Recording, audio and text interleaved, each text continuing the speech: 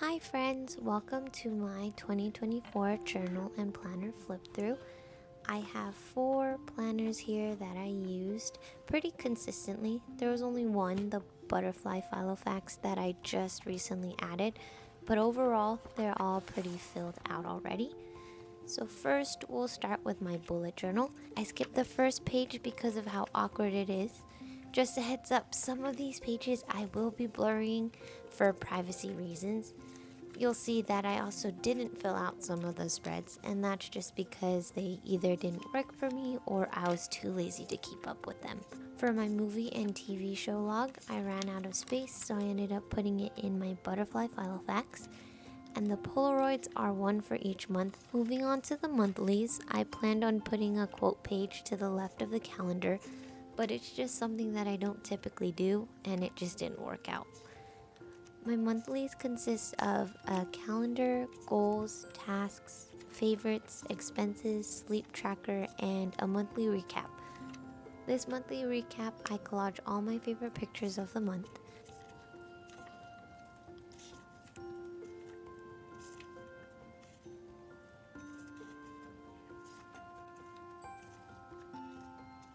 In September, I figured out what I wanted to do with that left page, a monthly recap of sorts. I even added my Receiptify for each month.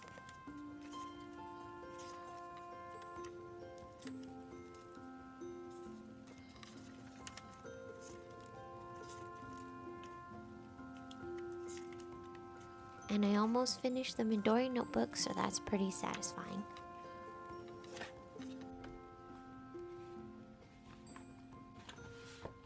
Next is my Hobonichi weeks. Don't mind me setting it down backwards. Again, I bought this Kragen, if I'm saying that right, case this year, but decided to use it already because I just loved it so much.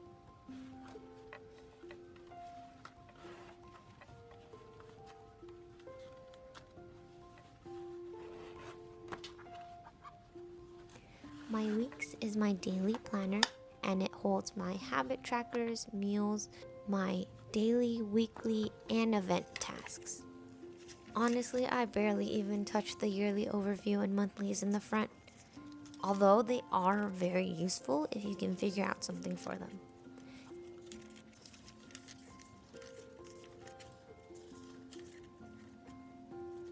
I started this planner on the 1st of January in the weeks. In the beginning of the year, I started a sticker subscription with Sticky Club, so each week has stickers from each sticker sheet I received.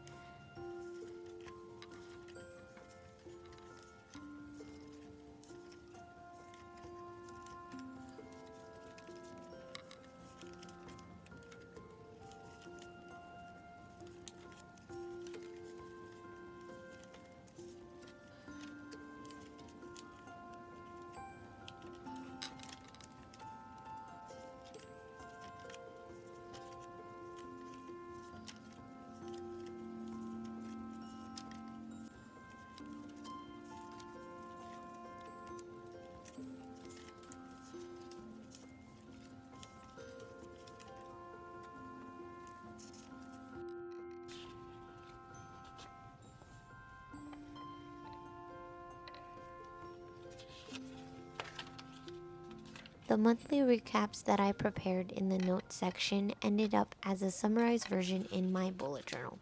That's why there's nothing on them. With the mega size, I used the notes pages as my commonplace where I stored random lists, but since it was so random, it felt incohesive and I stopped trying to use the back pages overall.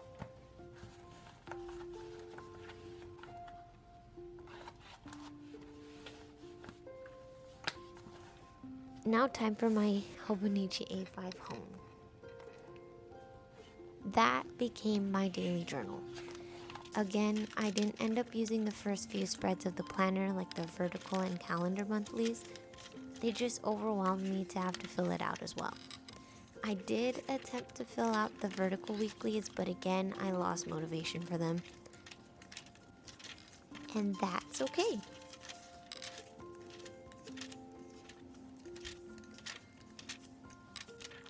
Since it is my daily journal, for confidentiality purposes again, I'll be blurring out the entries, but I'll show you a quick flip through of the monthly recap pages.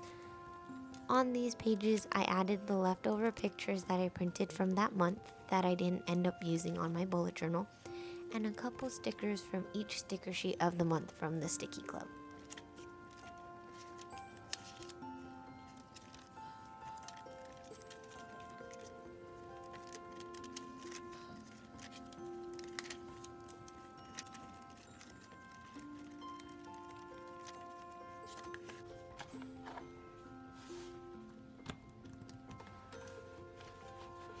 My last journal is my media journal.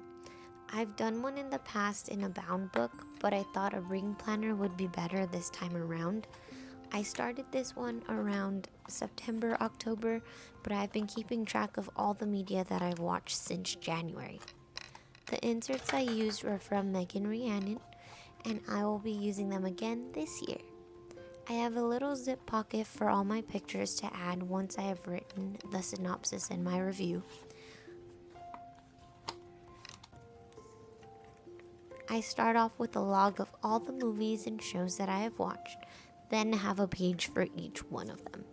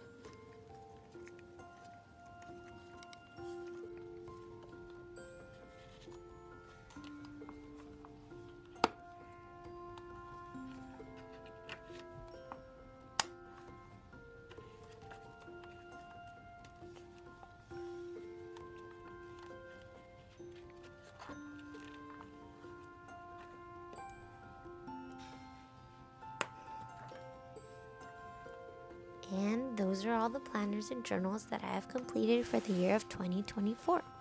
I'm excited to continue my journaling journey in 2025. Thank you so much for sticking around and watching. I hope you have a wonderful 2025. Bye!